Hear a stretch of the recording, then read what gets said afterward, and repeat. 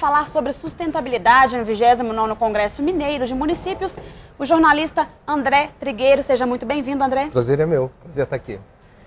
O seu tema é sustentabilidade na gestão municipal. O que podemos considerar como sustentabilidade? Bom, é uma palavrinha que gera alguma confusão por aí, porque de fato ela tem várias explicações possíveis, mas no sentido que a gente vai usar aqui, gestão sustentável é aquela que preconiza a qualidade de vida das pessoas na cidade, usando com inteligência as ferramentas de gestão, promovendo a construção sustentável, a mobilidade urbana, as áreas verdes, a bacia hidrográfica, as intervenções possíveis, sem que isso possa depois ser motivo de arrependimento em detrimento do bem-estar das pessoas. A gente vai estar falando de saneamento básico. O saneamento não é básico por acaso, e esse é um passivo terrível no Brasil. A gente tem indicadores medievais de saneamento. Sem saneamento básico não há como falar de sustentabilidade. E a gente está falando de um projeto de educação onde esse conceito de desenvolvimento sustentável, ou seja, usar com inteligência e discernimento os recursos naturais não renováveis fundamentais à vida, é a senha para a gente pensar no terceiro milênio com otimismo. Porque sem haver gestão sustentável, há um risco iminente de colapso. Você vai ter construções que não favorecem a qualidade de vida das pessoas, a perda da mobilidade urbana, lixo, falta de saneamento. É uma vida que a gente não tem prazer de estar na cidade, de trabalhar ali, de ter filhos ali. Gestão sustentável preconiza qualidade de vida com equilíbrio nas relações com o meio ambiente. Na sua opinião, que tem publicações, estudos sobre sustentabilidade, qual o maior problema dos municípios em relação a ter sustentabilidade? Falta de saneamento. Falta de saneamento ainda é um problema? Segundo dados do IBGE do último censo, praticamente metade do esgoto de quase 200 milhões de brasileiros não é sequer coletado. Estou nem falando de tratamento. Quando você fala de tratamento, entre 30% e 35% daquilo que é coletado é de fato tratado. É uma vergonha. A gente gosta de ostentar a condição de sexta maior economia do mundo, o Brasil precisa ter assento no Conselho de Segurança da ONU, mas a gente não trata de esgoto. Se não tratar esgoto, o que acontece, por exemplo, em relação à saúde pública? É um dado da Organização Mundial da Saúde, Organização Pan-Americana de Saúde e do nosso Ministério da Saúde. Para cada real aplicado em saúde pública, ou melhor, para cada real aplicado em saneamento básico, você economiza R$4 ou unidades monetárias em saúde. A maior parte dos leitos da rede pública do SUS é ocupada por pessoas portadoras de doenças de veiculação hídrica, principalmente diarreia e hepatite. Isso são indicadores que a gente não precisava ostentar se a gente tem um projeto de ser potência, celeiro do mundo, país emergente. Saneamento básico também é assunto de prefeito. E o ponto disso principal seria, poderíamos dizer que é investimento, falta de investimento? Eu não poria a culpa apenas em que é possível que alguém alegue, eu não tenho recurso. Um dos exemplos que eu vou dar aqui alude a uma experiência consagrada em alguns lugares do Brasil que eu tive o prazer de ver de perto. Lude? Que é biodigestor. A questão do saneamento, como enfrentar. Se eu não tenho dinheiro, eu não tenho como tratar do saneamento? Não tem. Como? Biodigestor é uma solução consagrada, principalmente no meio rural, que transforma esterco animal em biogás.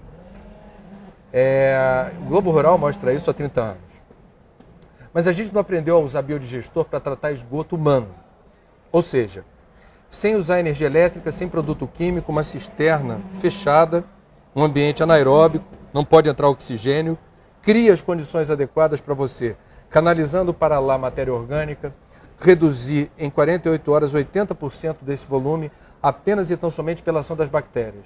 O resultado desse banquete das bactérias é um gás de efeito estufa, CH4 metano, que é um gás combustível que pode ser canalizado sem a utilização de energia elétrica, sem compressor, para um fogareiro na cozinha comunitária, numa creche, num orfanato de uma comunidade de baixa renda. E onde está esse projeto? Esse projeto está amplamente disseminado pelo Brasil, mas eu já vi em Foz do Iguaçu, Petrópolis é a cidade do Brasil, na região serrana do Rio, que me parece mais avançou nesse campo, porque você teve lá setor público, prefeitura, setor privado, a Companhia de Água e Esgoto, e terceiro setor, uma organização não governamental ambientalista que trouxe essa tecnologia social amplamente disseminada na China, diga-se de passagem, você há de convir que um país que tem mais de 1 bilhão de pessoas, se não der uma solução para o número 2, a situação fica esquisita. Eles deram.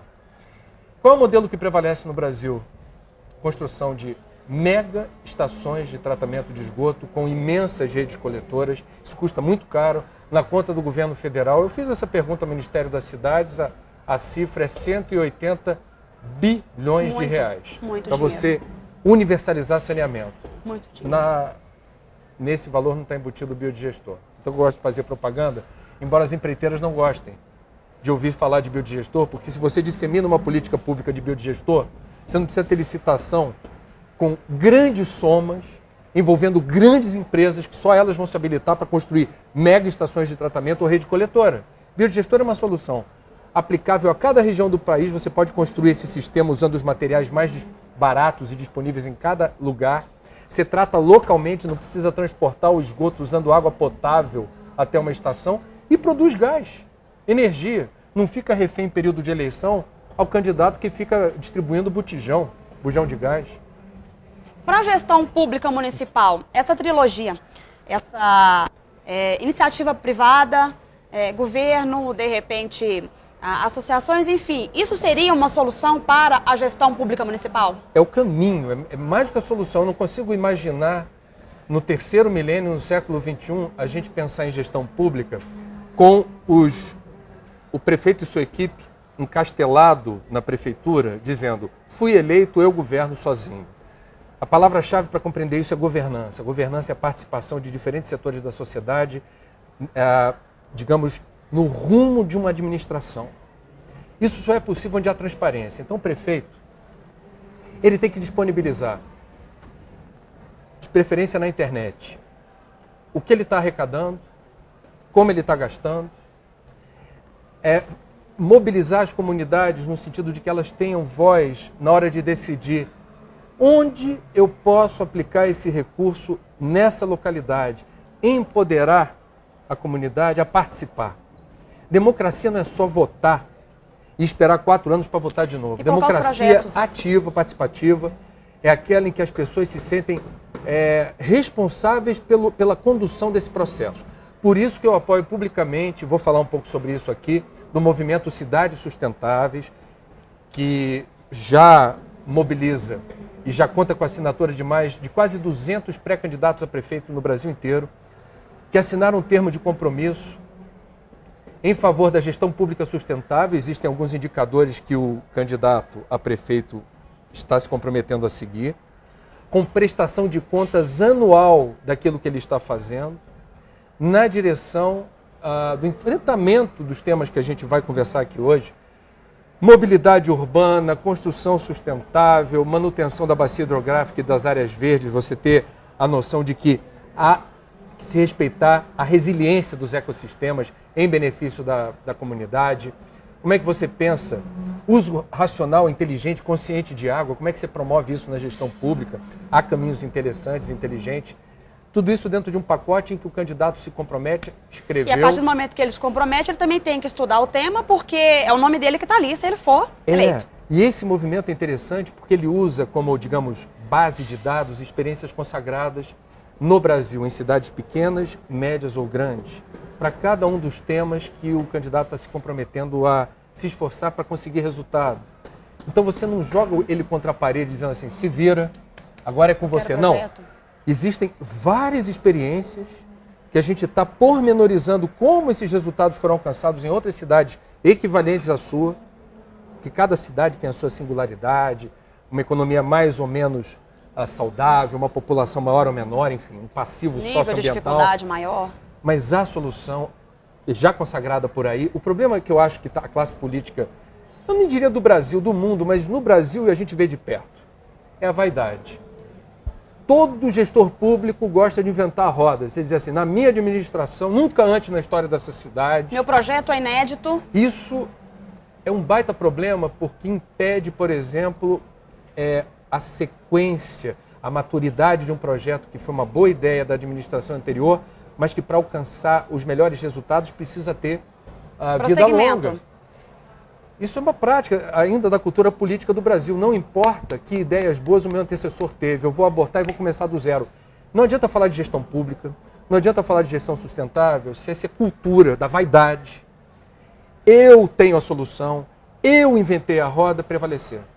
E para isso é também necessária a participação popular, né, André? Para que isso não aconteça, para que isso não continue, não perpetue, que a população cobre mais. Porque planejamento e união para que os projetos ganhem continuidade e se tornem mais sustentáveis. Memória, em quem você votou, como essa pessoa que você votou está tomando decisões, se parte das decisões não lhe agrada, faça diretamente a cobrança, você tem esse direito.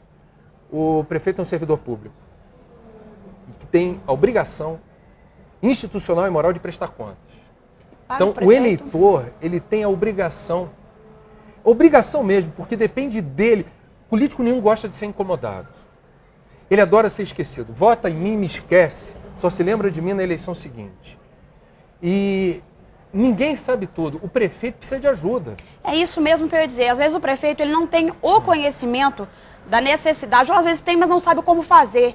Então é buscar o conhecimento, é procurar quem sabe, para, como você diz, às vezes não inventar a roda, mas pegar um projeto que já é uma prática de sucesso, e às vezes que nem demanda tanto recurso, mas planejamento e orientação, e trazer para o município dele. É isso.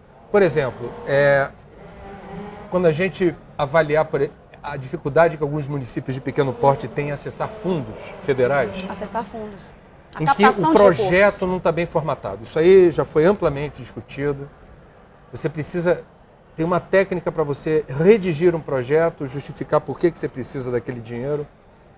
Por incrível que pareça, boa parte dos municípios, geralmente de pequeno porte do Brasil, não se habilitam a receber esse recurso porque não sabem escrever um projeto. Até para isso tem ajuda. Tem. A MM, por exemplo, disponibiliza um apoio para ajudar os gestores nesse sentido. Então não é feio pedir ajuda. Feio é a vaidade que compromete a qualidade de vida das pessoas. Ok. Muito obrigada pela sua participação aqui na MMTV, André. Boa palestra. Obrigado. A MMTV no 29º Congresso Mineiro de Municípios.